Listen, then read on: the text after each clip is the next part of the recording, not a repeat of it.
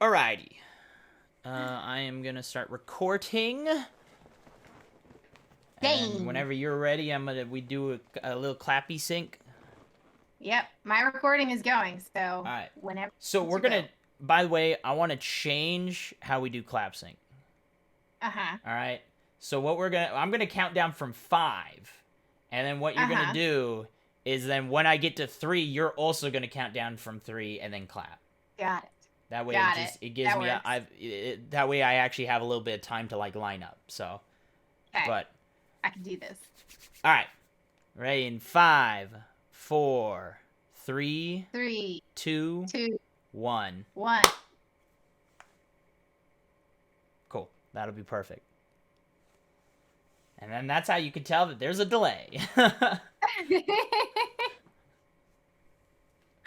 Almost in sync. Well, that's exactly why we do it, is because it's not in sync, and then I in the recording I have to go readjust it, so that it is in sync during the editing. So that's the whole purpose of a clap sync.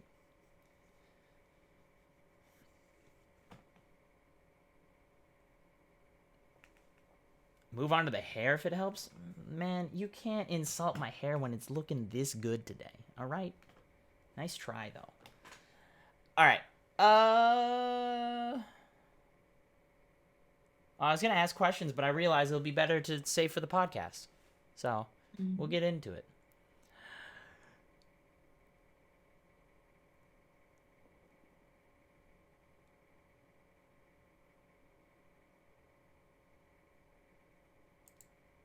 Heyo, heyo, heyo. Welcome back to Positively Reviewed, episode 8.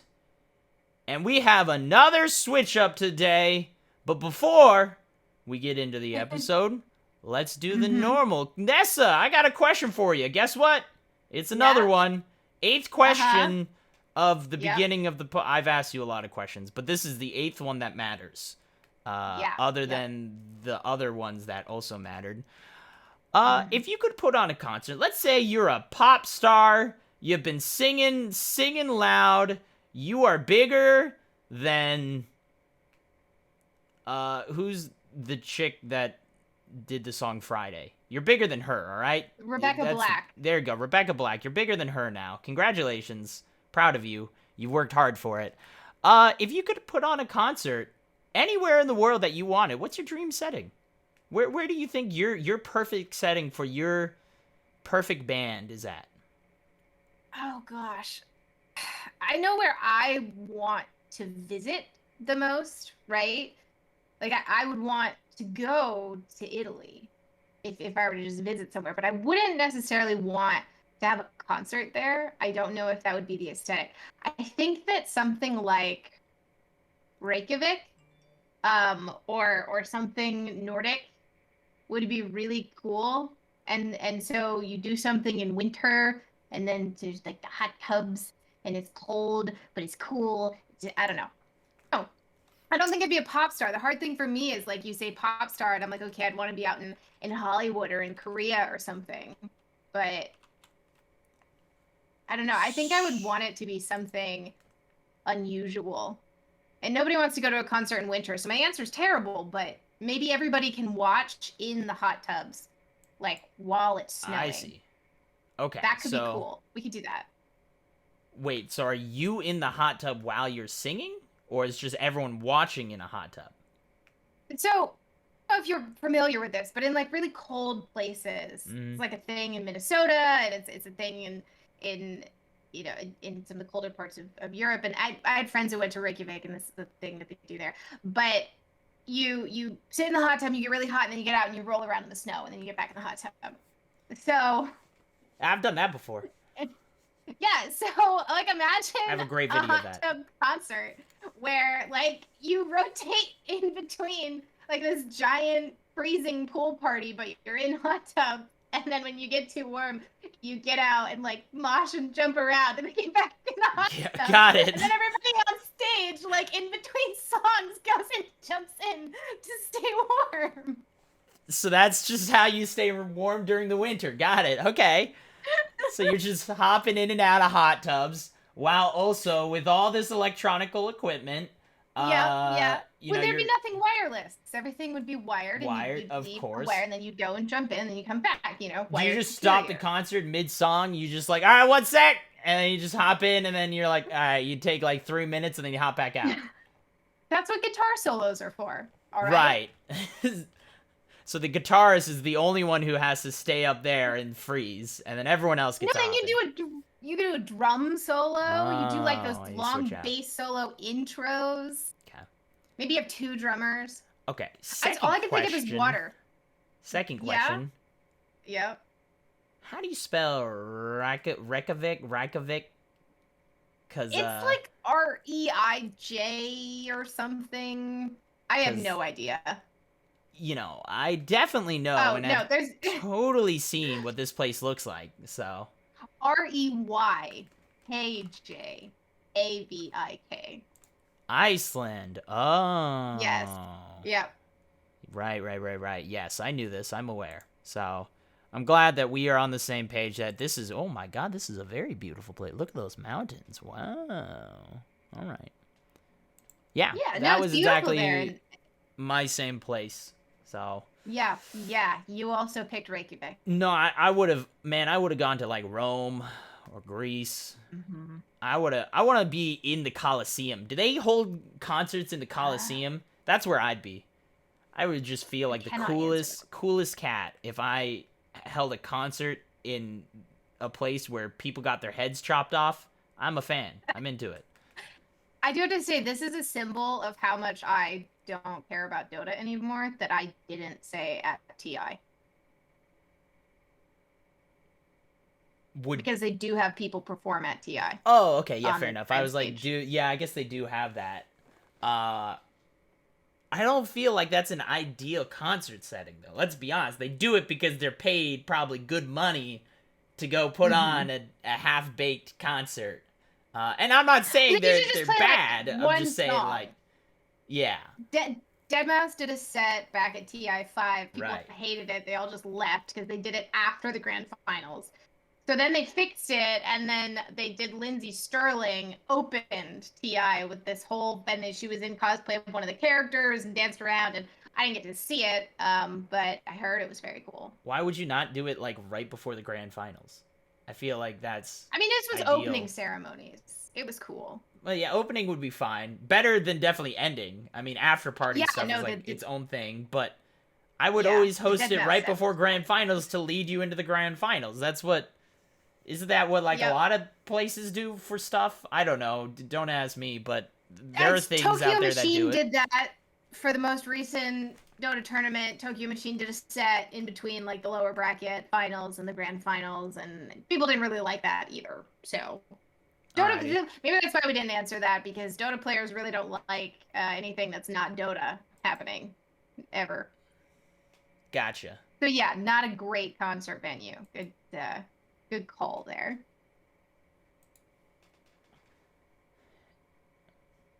So Iceland. So Iceland, yeah. Well, that's a perfect Iceland segue Mm-hmm. into our thing that has nothing to do with Iceland. Nothing whatsoever. But it's a great You know, Iceland, you know, actually that's a lie. You know what I've always heard, Nessa? Mm-hmm. I've always heard that Scranton, Pennsylvania is identical to Reykjavik, Iceland. Reykjavik? So, yep, that's what I said.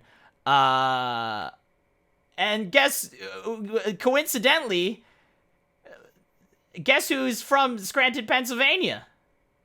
I don't know. You'll just have to tell me. It's not like they're one of my favorite bands or anything. It's The Office. I mean, Motionless in White. So that's what we're talking about today. We are actually we're switching it up again. We've had a nice series of switching it up, trying out different things. We even got a new layout. If you're watching this and not listening to it recorded, we changed up our look a little bit. Now we have the colors that match our logo now. We have a great logo. You should get merch. That's the shout out to the merch. It'll be in the description. Buy our stuff. Do it. But we're talking about Motionless in White, which Nessa knows a whole lot about. It's one of her favorite bands, so she's friendly with them, and we'll get into that. But it is a metal band, a metalcore band. I don't, I'm tentative. I want to step around because I don't know them all that well. This is more of a Nessa thing. I was into metal a very small portion of my life, and it was like weak metal that I was into. I was into like alternative rock back in the day, my old high school phase. But yeah, we're talking about a live streamed concert today. So we're switching it up. It's not just a concert, it's not just a band, it's not just an album. We're talking about an actual video concert. It's very, very. It was actually really good. It was really cool. And I have some things to talk about this format later on. But before we get all into that, let's talk about just this stuff. Just remind. I mean, if you didn't see this concert, sorry, you can't see it again because it was live streamed one time and it's not recorded at all. But you in any could way. see them live, especially if you're in Europe, because they have a European tour planned for the winter 2022, and then they have a bunch of festivals planned across North America over the next couple of months over the summer. But so if you're new to the podcast or you've been here for a while, it's called Positively Reviewed Pod on all this, and Positively Reviewed Podcast. If you're going to find us on social media, it's going to be POS Reviewed POD. And we are totally fair and balanced. We definitely don't always say that everything is the greatest media to ever exist. And this week, you really don't have to worry about spoilers because it's a concert and it's music they've already released. So you could just go listen to them on Spotify. And they said they might even be releasing a couple videos from the Deadstream, which is what the concert was called, on YouTube over the next couple of months. So you might actually have a chance to see a few of the songs if you missed the live stream. It was very cool because it's the greatest piece of media ever. Motionless in Dead. Motionless in White Deadstream. Yep. It's the greatest piece of content ever created. Until next week. So. Until next. But yeah, Nessa, so this is a little different than movies and stuff. So there's not necessarily a good pitch. It's a concert, but like I guess the best way is how did this happen? Why did they do this Deadstream? So the first thing you need to know about Motionless in White, like you said, they are metalcore. They've been around for a long time, and Chris, the front man for the band, the lead vocals, etc., very clearly loves Halloween. So they did a live stream that I did not watch back in, I think, October, because they didn't get to do their normal, like, Frank's Fest Halloween extravaganza thing that they normally love to do. And as they are planning tours and getting back out on the road, they wanted to do a second concert stream type thing because from what it felt like, Chris had this vision of playing in a graveyard or in a mausoleum or something creepy and Halloween related and everything. And when tours start, you don't really get to do that, and nobody is necessarily going to watch a live stream because they could just go see you live, which I actually think people would watch a live stream. But oh yeah, plenty. Separate conversation.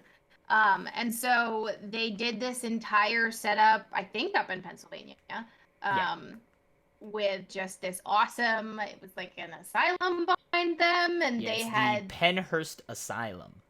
Yep, and they had drones and cameras and lights and fog and all this makeup and this whole. It was very cool. And it was something that, at one point during the concert, he says, this was really only possible because, we can't tour right now. So we wanted to do this before tours started back. It was so cool.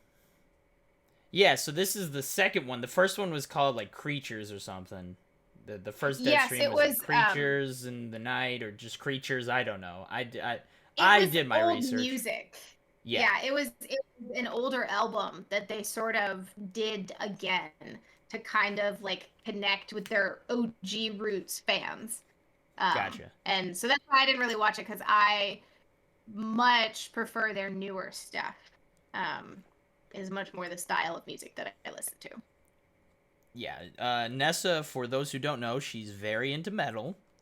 She that she lives and breathes it. Um, like I said, I've had a little experience touching into it. I thoroughly enjoyed this music, though. Actually, this music from Motionless in White was fantastic. I enjoyed the entire concert. Um, it was actually much more in the vein that I would do. It wasn't like super super hardcore metal that some people might be afraid to get into. This was very much the kind that I probably would have listened to when I was in high school. Well, and so that's the thing is that Creatures is much more of the metal, where you can't understand the vocals as well. They're mixed in tighter with everything else so that you don't even pick them out as much. There's a lot more growl. There's so that the older stuff is more traditional, like metal core that you think of. And then the newer stuff has, the way I describe it is more of a cadence to it. Like there's more singing. I mean, the screams are amazing, and the "bleh" is really good. Like the "bleh" from Chris is similar to the "wah" thing from David Draymond, Disturbed. That like I can't do either of them clearly, but their newer stuff has so much more movement in it. When you listen, you feel a cadence, you feel a movement, you feel variation through the music, and you can understand the lyrics, and they're really good, and so you get into it a lot more. Yeah, and I think that was a big thing that helped me for it, is that I could actually understand what they were saying the whole time. And as I said, it wasn't a lot of screamo or anything like that. It was just really good. And the whole band, it was entertaining. They were all dressed up. They all had great makeup on and everything. It was awesome. So Well, alrighty. do you want to get into our Motionless in White facts? I mean, you might be the one reading them. Yeah, I think we're switching up, and I will be the one reading the facts because I don't actually know this one. Nessa gave me most of the facts for this one. I had to look up a few, so I did my best. Literally, she sent me a list, and I didn't read them. I just copy and pasted it. So hopefully they actually are facts about the show and not something mean about me or something like that. I don't know. Well, I guess before we get in, you got any news going on this week? Do we have any news that we need to share? I don't know. Sony bought whatever company made Returnal. Yes, Morrow. Not Morrowind. That's a Skyrim game. Morrowind or something along those lines. Yeah, they did do that. And on top of that, we just saw that Xbox just got a whole marketing thing with EA and DICE. They worked out a marketing ploy for Battlefield, where Xbox is the official console of Battlefield 2042. Not exclusive though. No exclusive things. Just official. I love reading all the comments for those, because everyone is just like, this is all clickbait. It's not exclusive, don't worry. And I'm like, in no way did the title say that it was exclusive. They just said they made a business deal with them. That's it. I mean, that basically means you buy the new Xbox and you get a copy of Battlefield with it. Yeah, it's going to be that, That's or, usually it's going to be whenever they show advertisements from Battlefield from now on, it's going to be, like, made for Xbox, right? It's going to say that, it's going to have their title screen, basically, on it. That's about it. Nothing changes. It's been interesting, though. This is a whole nother conversation, but there is definitely a war going on about just buying up companies between Xbox and Sony and seeing who's going to... And it's interesting the direction that each one is going in, because I think fundamentally Xbox and Sony are building themselves differently. Xbox is going they're going in completely different directions in how they're trying to sell their products. So, but that's a conversation for another time. But that's the news for thought for the episode. There you go. Fact section. The number one, we got Nessa's favorite fact that I get to say this time is I had less than zero idea how much money is made from this kind of format, or how much it takes to cost how much it costs to run a show like this. I don't know what it costs to run a live stream or something. I know what it costs to run a live stream and even an esports event, but to run a concert in this style, I got no idea, because I mean they got people on the background, producers, they got a whole film crew, everything. They're buying out the front entrance of Asylum, but I'm sure that was actually pretty cheap, because I don't think there's a lot going on right now for them, so I think they're going to take whatever money they can. I don't actually know. I don't know the details on the Penhurst Asylum. I should have probably done a little research. I think it's an abandoned asylum nowadays, and I think it is just used as a backdrop for a lot of stuff, I believe. Yeah, I believe it's used as a haunted house. It's a haunted house. There you go.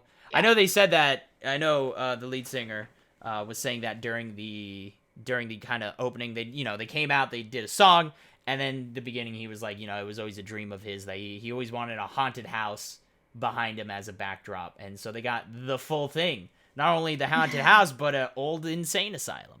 So yeah.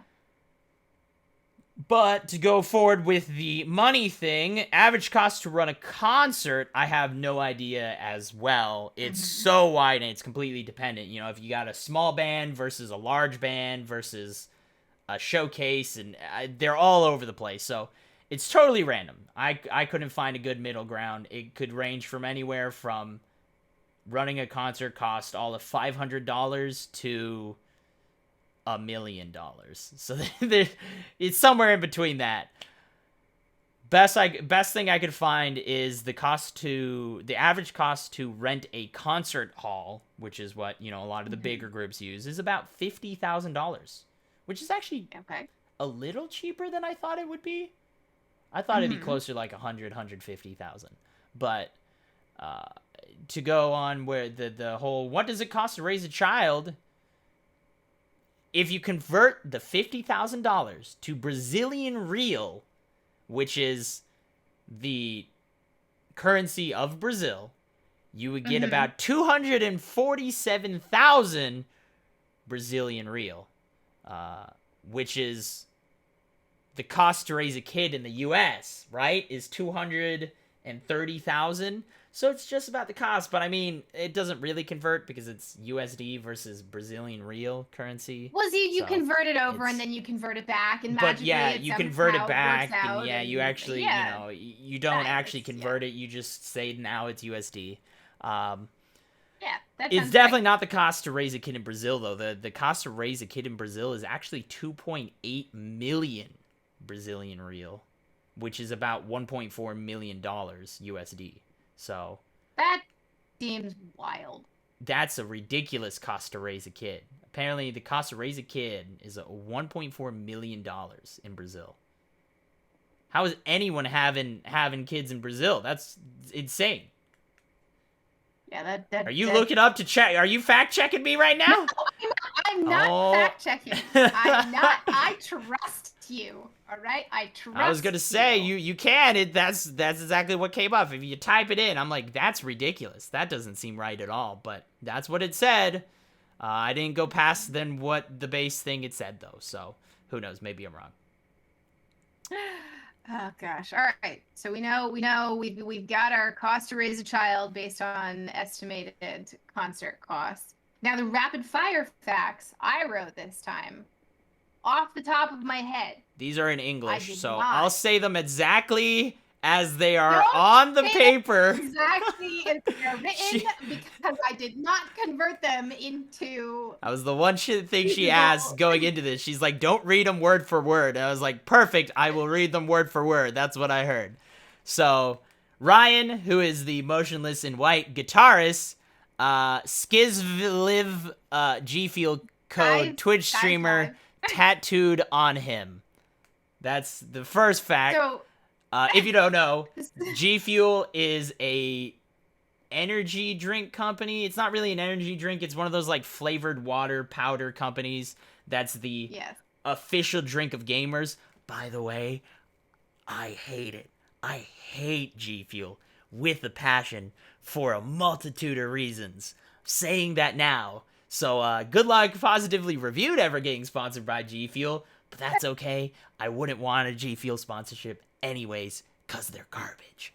But Skis Live Live. Sky's Live. Sky's Live. Oh, okay. Got it. Is so Ryan, the guitarist for Motionless in Mm-hmm. White, has G Fuel code, right? And so it's kind of a meme in the streaming community because G Fuel sponsors so many people. Everyone. Literally, if you ask them, they'll give you one. Yeah.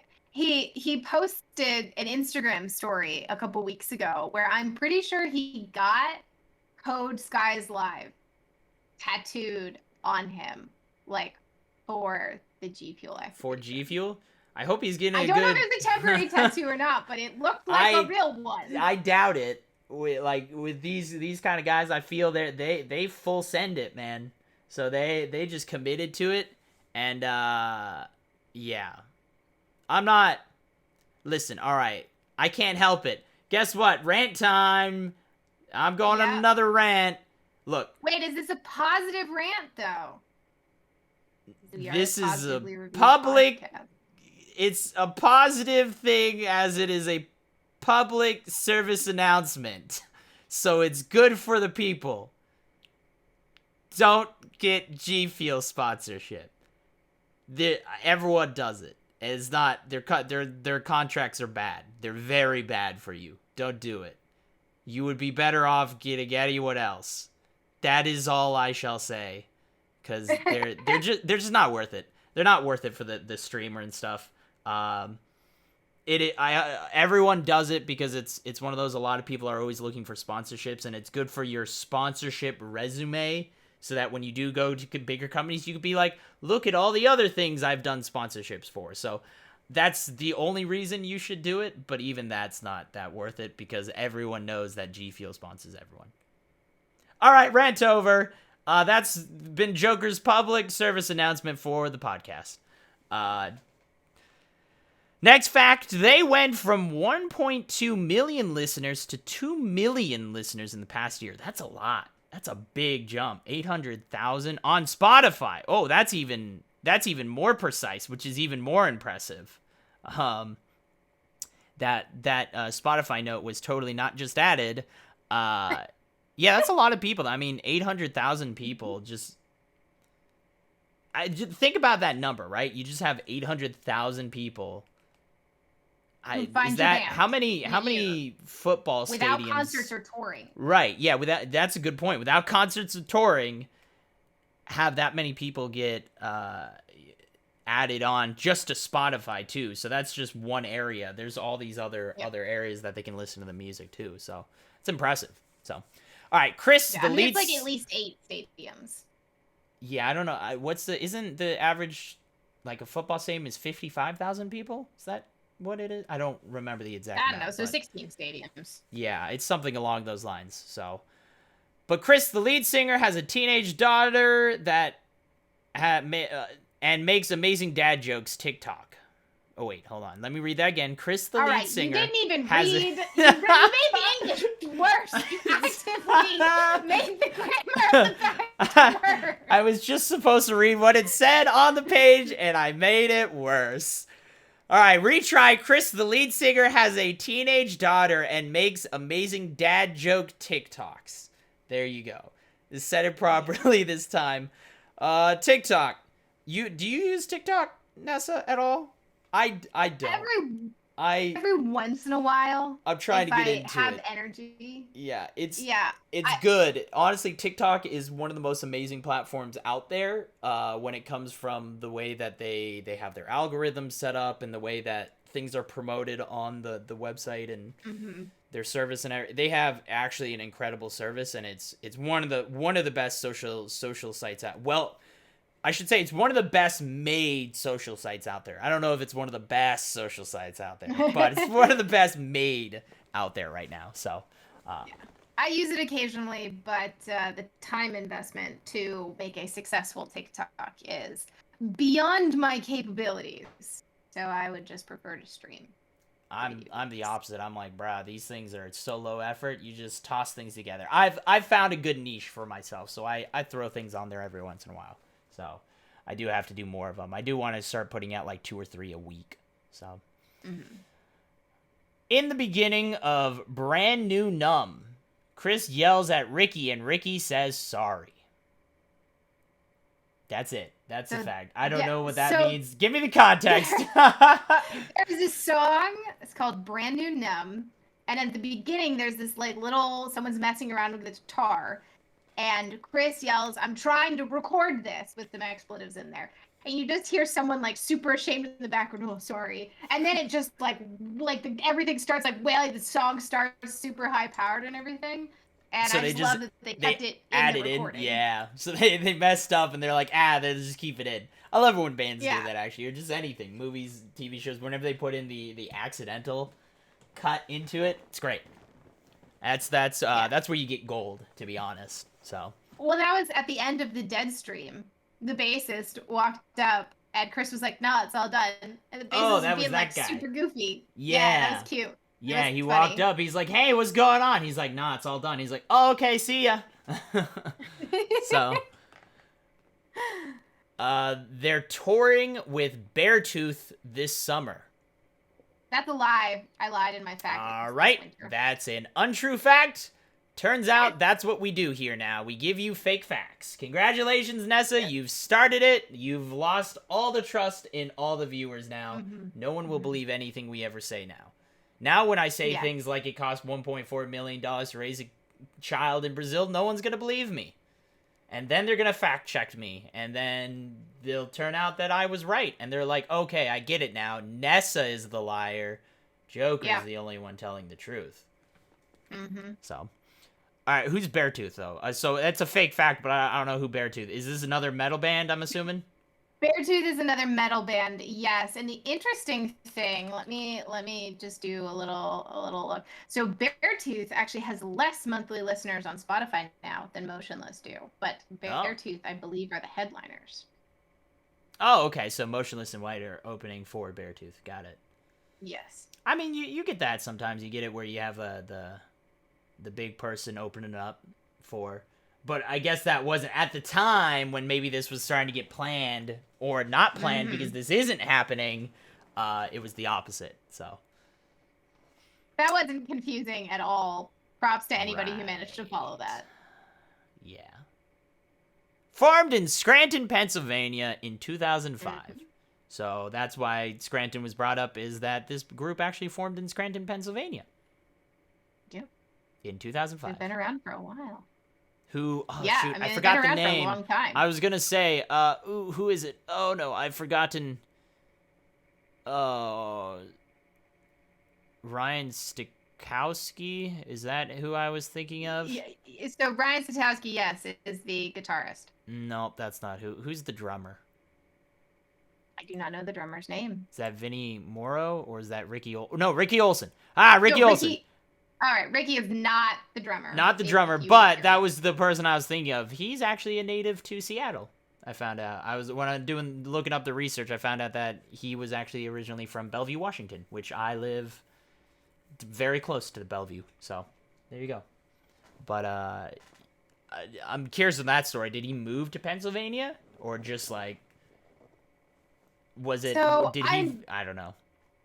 I don't know enough of the backstory there, because I don't think they're still in Scranton. I think they're a little spread out, and then they group back up for things like the Deadstream reports. Yeah, I'm sure during COVID they kind of all went back to their respective places, but, you know, when they're touring, they're kind of just going around the country and whatnot, right? So...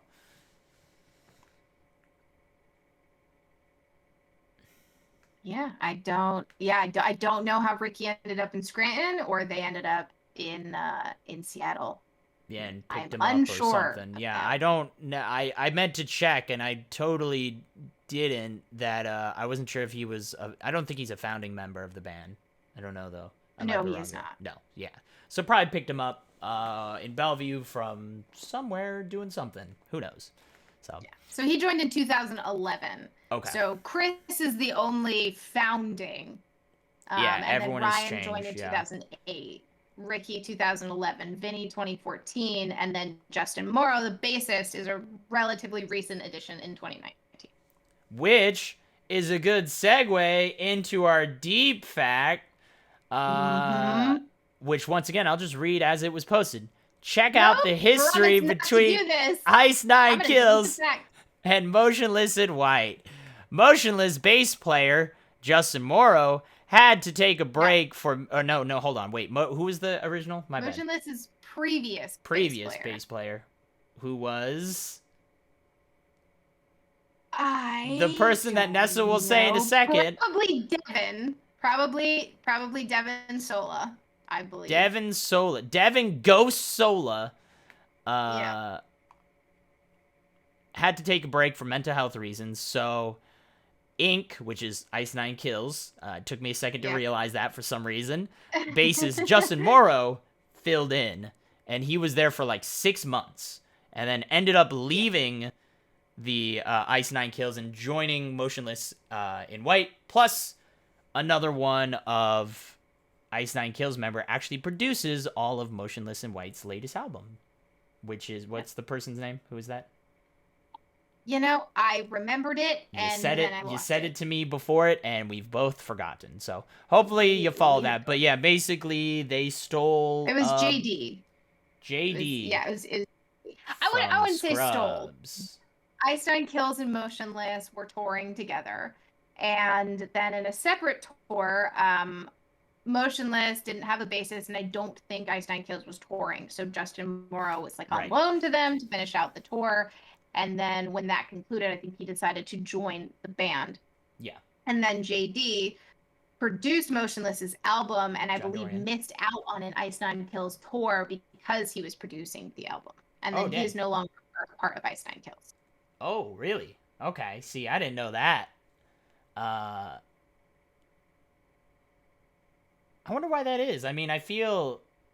I mean, how is Ice Nine Kills popularity versus Motionless in White? Be less so, but very Okay. similar level. Right. Einstein Kills is I love them. What I would say is that Einstein Kills leans even more heavily into horror. Not Okay. necessarily Halloween, but like horror. Their latest album, The Silver Scream, is fascinating because it takes all of these classic horror movies and has these songs about them. So there's one called It Is the End that is, it and the clown, and it's really cool, and there's all these awesome things they do in the music. And then there's another one that's about Jason and like the Crystal Lake and the camp counselors and the drowning, and it's there's so much fun to listen to, but they lean really, really heavily into it. And so Spencer Charnas, who's the front man for Ice Nine Kills and the longstanding member, has this incredible vision for horror and really commits thoroughly to it and does all of these things. And part of me wonders, does that become too much? I don't know. I mean, I don't know. I've never been a touring metal musician to know what that's like, but there's a really heavy performance Right. aspect to Ice Nine Kills. Whereas in Motionless, it kind of seems like you have that performative aspect if you want it. Like obviously Chris got really into it and everything, but if you watched Ryan, he was much more like He's just I mean chilling. the guitar he has to play is like really complicated, so I get why he's Right. focused. But yeah, but he was just chilling the whole He time. was just kind of And doing his so thing. yeah. He's playing the So music, I letting the wonder music if, speak for itself. So, and there's definitely something to be said yeah. about that. So.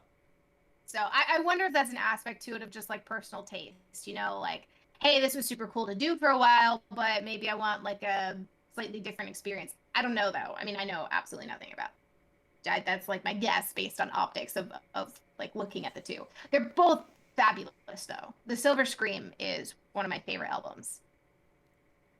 Sweet. So I would strong recommend. Alrighty, I'll have to, again, I'm not super into metal, but since Nessa's recommending it, I will do it. I'll check. I'll actually check all that stuff out because that sounds interesting. I kind of like the whole. So wait, did the Ice Nine Kills actually make music videos that were based on movies, or is it just the music is? I mean, the music is based on the movies, but did they also like make music videos and stuff related? Because I think that'd be awesome. I don't know if they I can get haven't away with actually that though. watched the music videos because I don't like horror. Right. So I haven't Fair wanted enough. to. You can't even watch a But YouTube video horror thing. I'd rather not risk it. But a cool thing, so I don't remember the specifics, but so Ice Nine Kills recently released like a graphic novel. that was about like the experience of being an Ice Nine Kills fan, and something goes horribly wrong, and there's like murder, and this whole thing. That's really cool. But the other thing for probably their most recent tour is they worked with like Broadway production company to design lighting and costumes and a whole like run of show and everything for a full-on performance production, like not just the music, but everything else. And so again, Spencer Charnas, the frontman for Ice Nine Kills, I think I read an interview about him where he was talking about that. I also had the opportunity to interview him, so we talked about it a little bit. But it was very cool, and it was just this whole dedication. So I would assume that their music videos are to it. I mean, if they even have, I don't know. Sometimes you release music, you don't really have any music videos. So, I guess that's something we can find out easily, but we won't right now. Oh yeah, no, there's a music video and there's a scary clown, but it looks there like you go. Yeah. So cool. They just redid the movies and but in music videos. I'm actually, I think that's awesome. I love the effort that goes into like music videos and stuff like that. I think some can be very basic.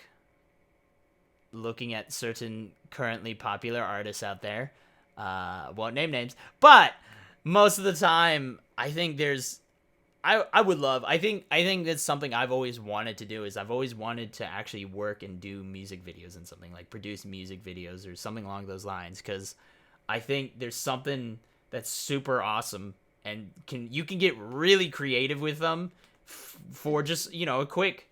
It's like making a short film, right? Is what you're doing, but it's all synced to music, which Edgar Wright and and Baby Driver and everything like that is a great show of just like what you can do with music and how amazing it just adds on to each other. And I think there's something magical about that. So, alrighty, so we're ready for the copy for the product. Yes, the copy for the product. I didn't change the name on that. The product being the stream. Oh, okay. Before we get into it, let's actually do a fill me up section. I'm a fill you up here, Nessa. All right? Mm-hmm. I hate that I phrased it like that. I need to change that title for it. I don't like it either. You didn't like it the last time. I don't like it this time. No one likes it. You know what? We're changing it. I'll figure out. It's Swerve and Derv. That's the new segment where we swerve from what we were talking about and we derv to something else. Don't know what that means, but that's the new segment. Derv right in. I guess my before we get into what this is what are your thoughts on doing these kind of like live stream concerts and stuff along those lines? Because we've been seeing a lot of different form concerts ever since the whole pandemic stuff. We've been seeing a lot of interesting new methods of concerts, and even before that, I mean, we've seen concerts in video games, like literally the whole Travis Scott stuff going on in Fortnite. Yeah. We've seen, again, entirely live stream videos. We've seen just recorded concerts. We've seen, I think there was like a radio concert I've heard of. DJ like a podcast version of a concert. I know Monster Cat has like a weekly, every week they have a DJ put together an entire like Monster Cat concert going on and stuff like that. So there's a lot of this new form of concerts. I guess what are your thoughts on just all of it? Are you a fan of it? Do you miss actually physically going to concerts? Do you like these? Because I'm not a big concert goer myself in general, but I do enjoy the occasional one. And, I've seen like Killers and I've seen B-52s and I'm much old school. I'm Cake and all those kind of people. Different kind of music than this. So, but you're smiling. You've got something to say. What do you got? Hit me with it. B-52s. I was like, how old are you? You don't like the B-52? Come on. They got amazing music. I just said, what is wrong with the B-52s? No, they're not from the 60s. They're 80s. No, they're 90s. They're a 90s band. So much older than that. They feel so much older than that. Are you kidding me? That does Come not on. feel like current or even semi-current What the heck? music. Look, I grew up on 80s, 90s music. You give me any song and I'll tell you, I got that talent. In the 90s. You had to grow up on 80s and 90s. That's exactly my point. Hey, I'm just saying, I pride myself. I have that ability that you play a song and I can tell you the artist and the song just by hearing a little bit of it. No matter what song it is from 70s, 80s, 90s, hit me with it. Not right now because I won't do it. I'll tell you, I won't. But I'm pretty good at it. So B-52s are like Talking Heads and all of those groups that they just got a unique sound. They're all unique. They all got very music that's so nonsensical that is about nothing but randomness. Rock Lobster? Come on. What is that song even about? I know what that song's actually about, but it's a good song. Doesn't matter. All right, continue. Sorry. I had to get that out. I felt attacked. I just thought they were older. I thought they were like old. 90s, it's fine. I mean, going to old stuff's fine. I was looking at, gosh, what did I want to see? There was someone a few years ago, like, I mean, Eric Smash Clapton. Mouth. I would never go see the Rolling Stones, but like there was a couple that were like old. Like I saw Alice in Chains. They're not that old, but they were like kind of old. They're getting to that point. Yeah, so I don't mind it. I mean, I grew up on classic rock, and for a long time, not that this is really classic rock, but for a long time, the band I desperately wanted to go see was U2. Not that they ever tour in North America, or that their tickets are even remotely affordable, but would love to see them. I used to go to concerts all the time. That's the only thing I really missed during a pandemic, because I didn't really do anything else, or I did, but I didn't care about it that much. I was probably at a concert 1 to 3 times a month. Oh my goodness. Yeah, I've seen Hollywood Undead. I've seen Seven Dust, Corn, Alice in Chains, Hailstorm, In This Moment, Disturbed several times, 3 Days Grace several times, Chevelle, Breaking Benjamin, Five Finger Death Punch, Skillet, From Ashes to New, Trivium. You said the two, like Five Finger Death Punch and Breaking Benjamin. Those are again. If you're a Halo fan, those are Breaking Benjamin's the top tier for you. Yeah, they were good. So the cool thing about Breaking Benjamin is like everybody sings. Right. So they kind of just like pass the mic around. Oh, so when you see them, like, it's super cool. So I will drive 4 to 6 hours away for certain bands that I want to see. I will see them multiple times on the same tour. I love concerts. Hollywood Undead is like one of the best shows you'll ever go to. That's a lot more than I thought. Like 1 to 3 a month. That's ridiculous. I don't know, man. I go to like 1 a year, maybe. I mean, it would depend on the month if I was traveling or not, right? But so DreamHack has rock and metal concerts, so I was going to those, and then I would try and make it to club shows for smaller bands that play the club shows, and then so it's probably like maybe 3 to 4 stadium shows a year, and then maybe like 2 to 3 event shows, and then another like 6 to 10 whatever club shows. It depends on the month and who's playing and what's going on. Right. Oh yeah, I've also seen Starset and Red. Yeah. I mean, if I went through my list, I've seen so many different you would people. go forever. Again, I think I can count on my hands how many concerts I've seen, because I mean I've seen some multiple times, but like you know, I don't even know what is. Now that you're mentioning it, I pretty much have seen pretty much all older-ish bands. I don't think I've seen any more recent. I think the most recent one would be like Black Eyed Peas, which do they even make music anymore? Are they that would be them and what's the drumming and the I'll think of it. Give me a sec. I'll think of it. Huh? Who? Pendulum's drum and bass. Oh, I do love. Listen, I'm a huge Pendulum Pendulum fan. I would go see Pendulum. That would be so cool. Can we go to a Pendulum concert? I would be totally down for a Pendulum concert. I love all of their music. So Yeah, pendulum would be sweet. There was a question there. Oh, what did I think about? We're going back to yeah, this the original format, I guess. question. What do you think of this? Yeah. What do you think of this What did I think format? about it? So I've got some sort of mixed feelings. When you stream on Twitch, you're so tied to that viewer number. And because Twitch is kind of all about being reliable and the discovery is not great and the front page promotion feature kind of works but kind of doesn't, it's very dependent.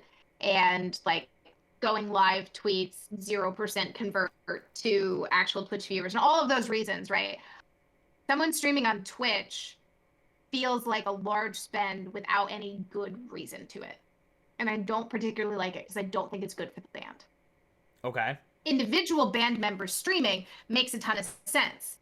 But popping onto a channel once every 4 months and streaming isn't how Twitch works. No, yeah, you have to be doing it constantly. Again, that's the biggest thing Yeah. everyone will tell you. Consistency, consistency, consistency. That's why we release this once a week, every week.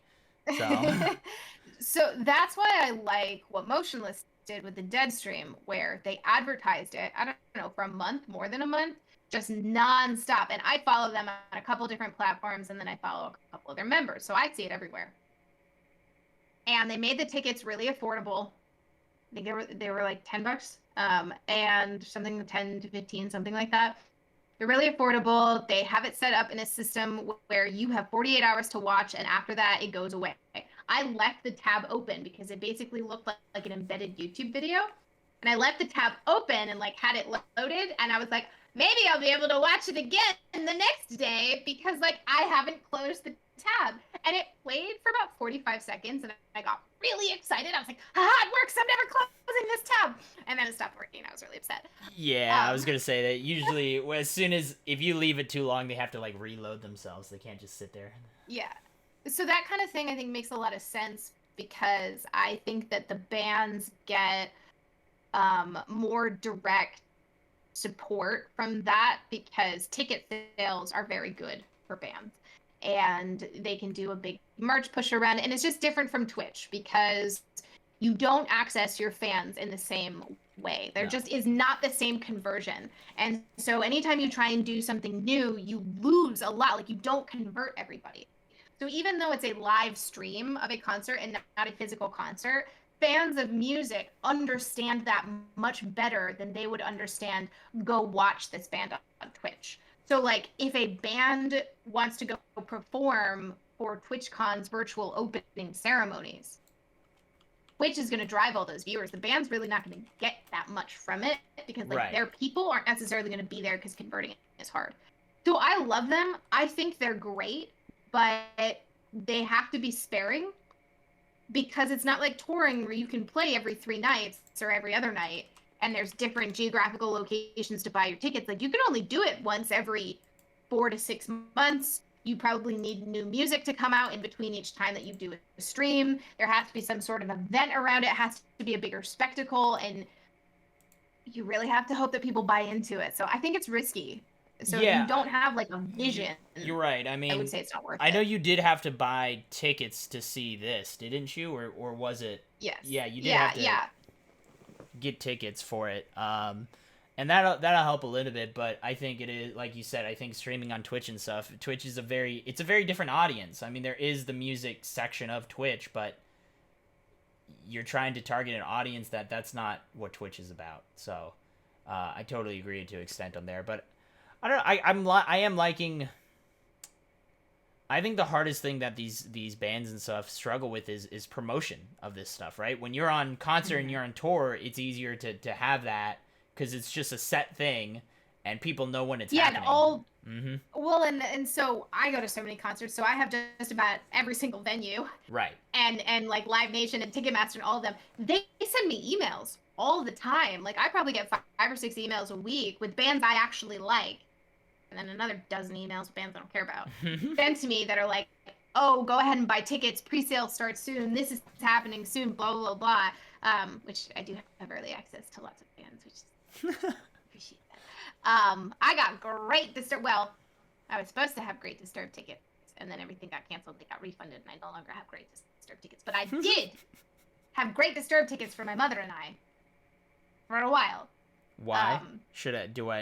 You spill the beans. How do you get what's the secret to getting good tickets? Oh, well, I mean, I paid a lot of money, but I had early access Got it. by being like a Disturbed fan. Sure. So I bought expensive tickets, but I had access to the expensive tickets early on because of that. And so like, okay, so there's cheaper sections, right? But if you Right. sit in the very front of a cheaper section, it's a really good seat. Right. But the back of the cheaper section is a less good seat. So if you buy the tickets like right away and you get them before everybody else, you can get the slightly more affordable ticket, but the really good seat still. Right. That's Fair enough. strategy. And I go to the venues enough that I know where the good seats are. Got it. So just go to a lot of concerts, know where all the good seats are, and then buy them before anyone else does. Spend loads of money. Sounds like a good format for concerts. Oh gosh. Odessa! I figured it out. It finally came to me. That was the group I had seen. I was like, I think that's the most recent one. I saw Odessa. That was actually incredible, by the way. Just a side note. Holy nuggets. Because they don't have a lot of lyrics or stuff. They don't do singing, so they basically had like what looked like a concert band, like a drum line. They have their Odessa drum line, and it was a full-on like show that they put on. It was really freaking cool. So, but anyways, one of my favorite things I've seen. I thought Killers were, because they were opening for Killers, and I which Killers were great too, which is a good segue into the meaty meat, I think. So unless we have more to say, because they did a cover of Killers. So somebody told me, but we'll get into that soon. Copy of the product. Hit us with it. Motionless in White has announced Deadstream number 2, set to take place on June 9th from the infamous Pennhurst Asylum in the band's native Pennsylvania. Tickets and merch bundles were on sale at miwmerch.com. Ticket holders could watch the stream at the broadcast time, or they could watch it again during the 48-hour video on demand window from June 10th to 11th. The band stated that we're kicking off the summer of 2021 with a Deadstream sequel. We'll be performing for the Pennhurst Asylum in Pennsylvania. We're so excited to play for all of you across the world again, and to do it in such a special and unique location. Yeah, and the merch plug was not. Don't worry, we're not getting paid by them to do the merch plug. That was just part of the actual copy of the thing. Yep. So, wouldn't mind though. I'm sure Nessa wouldn't mind if we did actually get paid by them. They have a nice Home Alone themed Christmas sweater that's like a Motionless in White Christmas sweater. What do you mean Home Alone themed? What is that? What is a Home Alone theme? Like what the little kid wears in Home Alone, like ugly Christmas sweater, the ugly like sweater, yeah, ugly, the ugly Christmas sweater. Got it. Yes. Gotcha. So they do have that. If that is something you need in your life. I'm not too big into the ugly Christmas sweaters. I have a few good ones, and then that's that. I'm good from there. I have a red one that has sequins across the chest that say nice, and then if you rub them the other way, it says naughty. Oh, that's fun. That's a fun one. I like that one. I don't even remember what I have anymore. I have some. I don't remember what they are. They're pretty bad, though. It's delightful. So, this was the Motionless in White. I wanted to put these people on because they did seem kind of important. They did have a director for it, was Bryce Hall. The producer and manager was Logan Beaver, great name. And the film crew was Larson Media Corporation. So they had an entire film crew working on this, and they had a whole team of people who were managing this all for them. They all, the talent had to just be the talent, which is always appreciative, I'm sure. So. And so the band members, we've talked about them. But these are the current. Yeah, these are the current band members. We could talk about the past ones in a second. So. Yeah. So Chris Motionless Cerulli, Ryan Sitkowski, Ricky Horror Olsen, Vinnie Morrow, and Justin Morrow. That's nice that they have such similar last names. Yeah. I don't know what. uh, So tell me, Chris is the lead who singer. was what? Yep, Chris is the lead singer. Ryan is a lead guitarist, and he had his first vocal feature on Thoughts and Prayers, which is their not their most recent album, but second most recent Oh, album, that's fun. which I did not know. And as I was watching the Deadstream, he screams for his vocals, and I was just like, "Was that Ryan?" So some background. So Ryan has done some stuff with DreamHack. So I got to interview him, and then we also had him as a Dreamies award presenter for our award show. Oh, that's And so fun. I've spent I a didn't know decent that. amount of time recording with him. Yeah, and he's really sweet, and he's kind of shy. And so when I was watching the Deadstream and saw that happen, I just kind of was like, where did that come from? And then Ricky Horrelson is the rhythm guitarist and backing vocals. I also think he does a Yeah. lot of the writing with Chris. So Chris is like all the lyrics and stuff, and then I think Ricky and him work together a lot.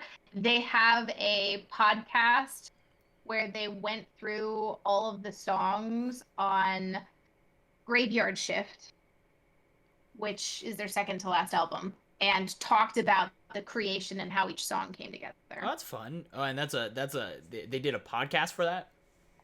Yeah, it's really cool. So it's I'm blanking on what it's called, but I can link it to you. It's very cool because they sort of talk through each song and where certain guitar riffs came from. And Chris talks about how he didn't know that he was a good vocalist. He didn't think he could sing. He thought he could only really scream. And I believe it was the Ice Nine Kills band member who was producing their album that said, "Hey, like let's bring you forward more, let's get you to sing more," and really pulled it out of him. And honestly, I think that really changed the Oh, trajectory of their music. I mean, yeah. I mean, if their older stuff was more screaming than this was, like as I said, this was very much more my style. I like lyrics and stuff like that in songs. So, Yeah. yeah, and his voice was great. He has a great voice. And then Vinny is the drummer, who I didn't really know anything about, but watching him on the Deadstream, he was having So so much much fun. fun. They all look like they're having So a lot of fun. They were all into I have it. another cool little music thing. So Justin Morrow will finish that out with the bassist, and he had the most complicated face paint and was by far the creepiest looking person. And then at the end of the stream was a total goofball. So that was kind of fun to watch. So Vinny, the drummer, now take this with a grain of salt. I don't play drums. This is me guessing on what I've learned from drummers and from the few lessons that I've had. But there is what is very characteristic of metal and hard rock now. The reason that one of the reasons Disturbed was so revolutionary in the like hard rock mainstream radio genre was because they took metal drums and pulled them into like mainstream music, and that's the double bass pedal. And so those are like the big drums, and the drummer's feet are just kicking away like crazy, going boop, boop, boop, boop, boop, boop. And it gives a lot of like depth and weight and oomph behind songs, and they're really popular metal songs. So Motionless has a lot of that double bass pedal. But Five Finger Death Punch is really, really known for these like super aggressive. And they actually have something called a double kick on the kick drum, where it'll hit once and then it'll immediately hit a second time. Hit a second, yeah. And so, yeah, so it's like twice as aggressive. Like, it's just really aggressive sounding.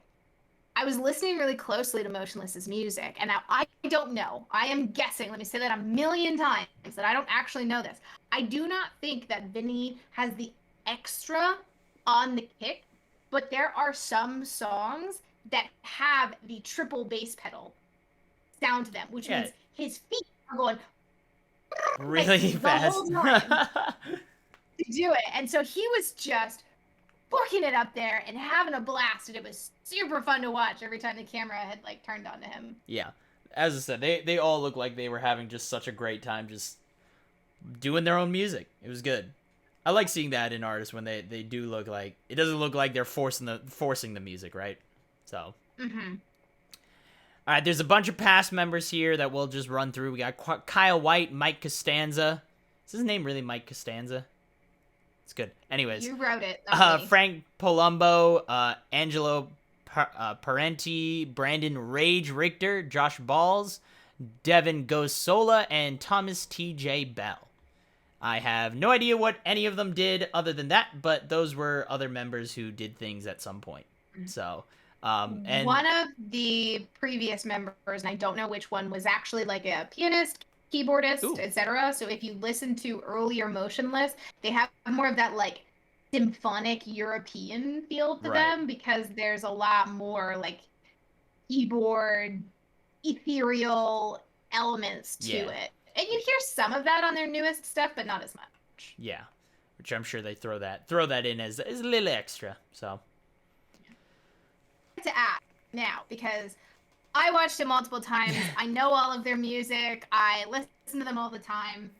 This was your first experience. yes. And And again, do I you hadn't have seen any online concerts or anything. I haven't actually watched anything like this. So, yeah. So I want to say, did any songs stand out to you? Or any uh, specific lyrics? if you no, but also yes. Like I couldn't you put me on the spot, but I couldn't tell you like specific lyrics, but I can tell you I don't know the name of the songs cuz there was a Yeah, lot on yeah. there and I got none. But again, I mean, the Killers, somebody told me they did a cover for that. Hmm. Fantastic. I'm a big Killers fan, so that like it was good. They did a really good job. But whatever the second song they played was after they had the intro song and then he did the whole intro about talking what they were doing and then the song that they played right then and then the finale song were both fantastic. And I think those were my two favorite in my opinion. Now, I have no idea what they're called. So I'm sure as an audio podcast, I'm sure that's very helpful for you to know. I think Nessa looks like she might be trying to find it. But I think I like have the set list somewhere, and I'm just not like 100% sure where I would have stuck it. Um, but yeah, I might be able to dredge up. I knew when I was watching it, I was like, we're gonna talk about specific songs, and I'm not gonna be able to pick out a single one. It's not because they weren't good. It was just, it, again, when you're hearing a band for the first time, you don't remember any of the songs they say or sing or the So I think names of it or anything. So the second song was Reincarnate okay, for those listening, and then if my list is right, the last one is probably Eternally Yours. eternally yours. Um, yeah, Sure. would be my I believe so. Whatever you Um, say, I'll believe it. You could make up stuff, and I'll be like, so "Yep, that's the one." so Motionless in White has this really cool the way that Chris does the vocals. A lot of it definitely deals with like mental health. And so there's a song called Voices. So it's like Yeah, voices in my head, and that was the a pretty music good one. video can even be a little hard to watch, but it's really good about like these two different forces pushing and pulling him. And if you listen to that podcast thing that I mentioned that he and Ricky did together, he kind of talks about the points of these songs that a lot of these songs are polar opposites of each other. So Eternally Yours and Another Life are basically this love affair in two different ways that it could have gone. So like Eternally Yours is I Am Eternally Yours. It's actually a really heavy song. And then Another Life is like I wish that I had been what you needed, or I wish I had seen you or what I needed, or something like that. Um, and then Soft and Loud are paired songs, and it's really, really cool because there's like this antithetical juxtaposition. I don't know how to describe it, but it's really cool when you start getting into the lyrics and you see what Chris has done to kind of build this picture and show this internal struggle that everybody has. I love it. And when they played Code in the Deadstream, that was the one where he said, this is for you for the past year of the pandemic. This is what everybody has been going through. Um, and that was really, really neat. I'm gonna pull up the lyrics, but of one mind, of one soul, we unite to write our code. And then a couple other things, because we don't have to feel alone. And so it was a really cool message, because it was like we're all uniting to write the code of how we're going to exist and be, and we don't have to feel alone, because like together. And it was really cool. It was just this wonderfully put together message They did that I thought was, and they did a lot of stuff that was like messages and shout outs to groups and people and stuff like that. And overall, I could just tell that there was a lot of love for the music that they were singing, but a lot of love not only from that, but the band, to the people listening to them. They were truly appreciative of all the stuff that they could do, that they could do this kind of Deadstream, and have the opportunity to do these things. And they, as I said, they killed it. I'll be honest, I think I can't think of, I'm trying to think what my least favorite song was, and I don't remember it, to be honest. I don't know if I had a least favorite song in it. I'm sure I did. I'm trying to remember. I think there was one song. Again, couldn't tell you where it was, but if I heard it, I'd be like, that's the one. But overall, all the music was fantastic. It was all very entertaining. I was very entranced by it in a lot of ways. And I just enjoyed it. And I think if I sat down and honestly, I think the way that I listen to music is, I'm not as much as I love lyrics, I don't fully pay attention to them the very first time. I'm very more of a rhythm person. But if I sat down and probably watched the whole thing again, which I can't, of course, but if I could, I would probably try to listen to really what they're trying to tell me. And there's a lot of meaning. Again, I think there's certain stigmas about metal and stuff like that, about the kind of music that exists, but I think some of the music is most of the music is just as impactful as any other song out there, as any other genre of music, if not more at times. Yeah, I was gonna say, sometimes I think it's more, because honestly, metal's not as popular, which means you don't have major record labels dictating it's got a certain very directions. niche audience, so it's not as mainstream. There were so many touches to this that I loved. So there's a song, Catharsis, and there's a lyric, something of like catharsis in your headphones. And Chris is on stage and he points to his ears and he goes, "That's us." And he's saying that like Motionless is the catharsis in your head. And like, it was so cool. Like, I thought that was neat. And there was just, because so if you didn't get to see the Deadstream, you missed it. Hopefully they'll put some stuff up on YouTube. But if you know anything about Motionless, they, like you said, Chris's face is painted white. He's got this like weird black lipstick on. They paint their arms black. They wear that like creepy Halloween vibe. You know, they've got this like Marilyn Manson, Rob Zombie sort of vibe to them. That's a perfect example. Yeah. It's a perfect way to describe it. Yeah. But like the personality. So I've seen Rob Zombie. I haven't seen Marilyn Manson. That's fine. I've seen Rob Zombie. I never need to see Rob Zombie again. Totally wonderful, as this is the Positively Reviewed podcast, but definitely not my cup of tea, and definitely wasn't up there talking about himself the entire time at all. No, that wouldn't have happened. Oh yeah, I've never had any of those kind of concerts where the people get up there and ooh, okay, yeah. I mean, we love that when that happens. This is great when all they talk about is themselves. It's a great time. But Chris didn't really say a word about himself. He said, "We've always wanted to do a concert in a haunted house." Everything was a we. First off, there was no I. Yep. Yeah, there was we's, and then it was talking about the fans.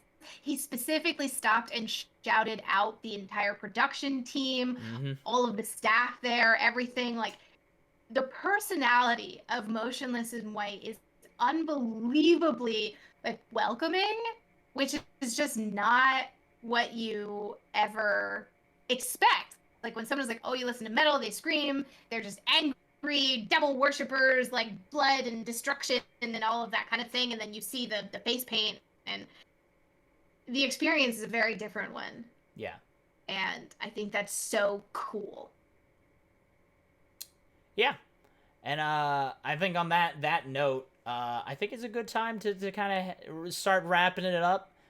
We have another news segment that we are starting. Woo, new segments. We already don't have a News trouble. segment, not a news segment. Yeah, exactly. Oh yeah, new segment, right? We totally didn't already have trouble going overtime at all. That wasn't an issue that we struggled with. Uh, but since we do these live for the people who are listening on the podcast format, we do these live recordings on Twitch every week. But we wanted those people, if you're interested and you are there, you can post questions. If there's, we don't assume we'll get many questions, but if you have any questions about it, how we feel about the media or anything in particular, you can let us know there and we can answer them live. Or even if you don't want to do it live, you can ask a question on us on the podcast and stuff, or on the the websites and stuff where you leave comments and wherever you listen to the podcast, and we'll also be able to answer them, and we'll probably answer them the next week on the podcast in that for the next episode. So that'll be a new segment, but this is a reminder that if you do have any questions, this is the time to ask. But before we get to that, how you feeling overall? What did you think? I guess this is a question to me. Let's be honest. We know how Nessa feels about this. She loves it. Okay. She's seen it 12 times already. So. Okay. So this is where we talk about our overall feeling of the media, right? And I would like to get from Joker. Before you went and watched it, when I was like, look, we need to do this. We need to review this when we get time. Like, let's go. What were you expecting? And then, like, let's start. What did you expect? That is a good... I'll be honest, I expected a more showy show. Does that make any sense? Just simply, like, when I heard that it was a live stream, like, concert format, I thought it was going to be a lot more flashy, right? Like, there was going to be, like you said, is the Ice Nine, or who who are you talking about earlier? Yeah, it was Ice Nine. Yeah, Kills. Ice Nine, yeah. Who they could be a little bit more flashy and just more involved in it. It's more showmanship, I guess, to it. And it, but I mean, this was just a straight concert, right? So, when I heard, it's like anything else that I've heard of all these concerts and stuff that they do, live streams and stuff, is they tend to make it into a more evolved show than they do just a concert. But this was just a straight concert. So I was going in expecting more of a show format, but it was a concert. Which wasn't a bad thing. That's not a complaint by any means. Yeah. It was just like, if you wanted what my expectations were and what we ended up getting. So I actually think I like this better, because this is something that I think you can experience. You can be involved in the show, watching it, and see how involved the performers are.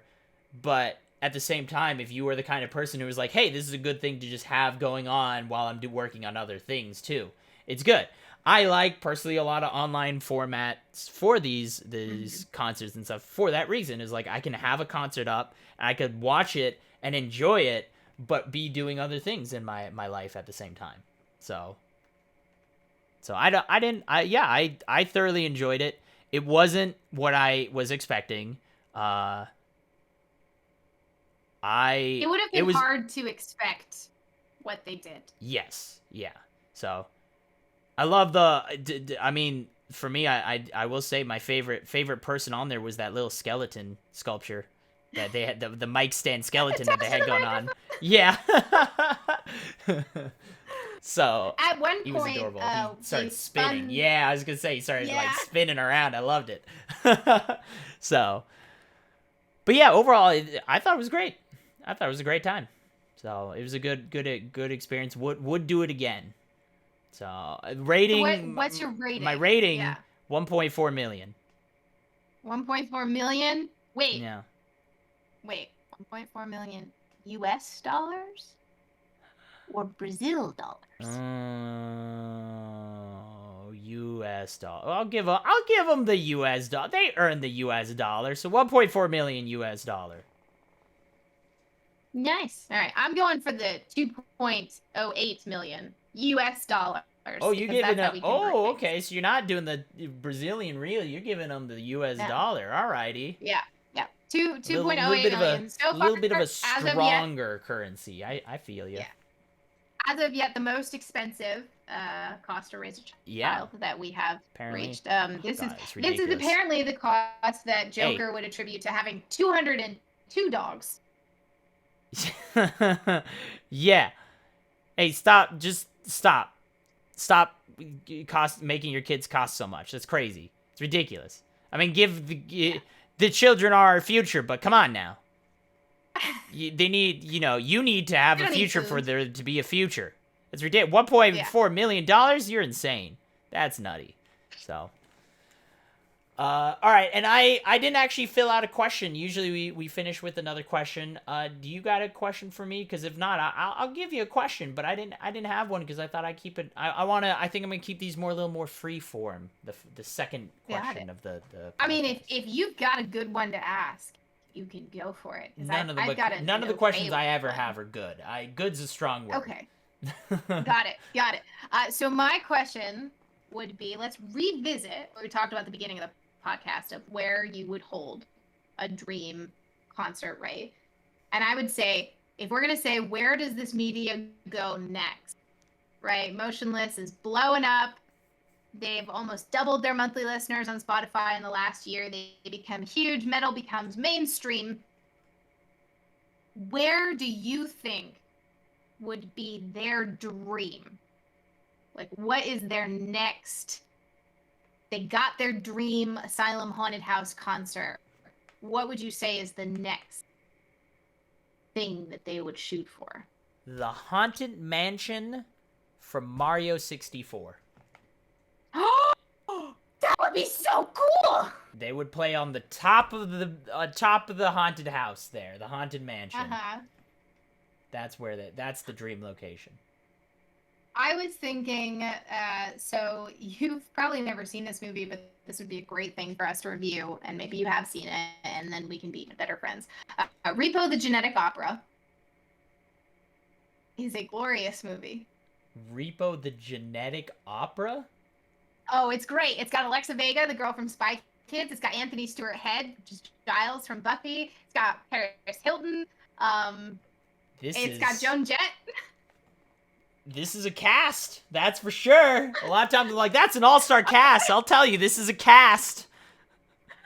And then Sarah Brightman, who is one of the top. I believe she was Christine in Phantom at some point. Not the movie, but I think she might have been Christine on Broadway. I think. Anyway, she's like a really amazing opera singer. Like that's the cast of the movie. First of all, it's great. It's a great movie. We should do another time. So I would say what is next for them that would be really cool is some kind of Nightmare Before Christmas revival. Okay.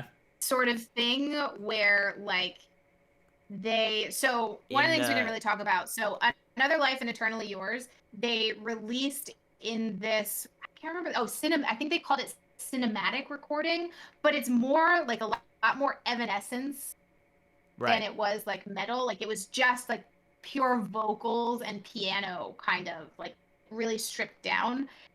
And I think it would be so cool to have a Daft Punk Interstellar 555. So if you don't know the reference, Daft Punk created a movie to go along with an album. So there's a whole animated movie. There's no dialogue in it. It is just Daft Punk songs that tell the story of the whole thing. But I think it would be very cool for like Motionless in White to have a Nightmare Before Christmas-esque movie in which they had a whole album that told a story. That told the story of the Nightmare Before Christmas. I like it. That's pretty awesome. Cool. That would be really cool. That'd be a very entertaining thing, I think. So. I would enjoy. Alrighty. Right. So beyond that, oh yeah, I guess we're closing out. So tell us social medias and stuff. That's your job. Yeah.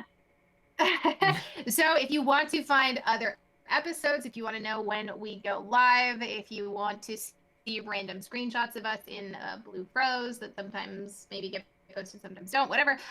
You are going to go to Pause Reviewed Pod on Twitter and Instagram, POS Reviewed POD. YouTube is Positively Reviewed Podcast. You're going to find podcast episodes wherever you're currently listening, or you're going to find them on iTunes or Apple Podcasts, Spotify, Podbean, all of those wonderful places.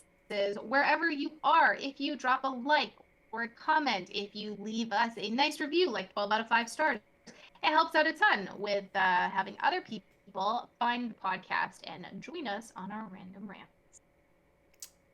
Yep, and with that, I guess we'll leave you with the tease for the next episode.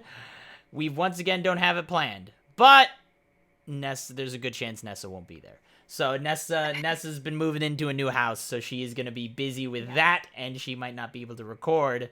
So she is going to abandon us for housework, and so we might have a guest host for next week.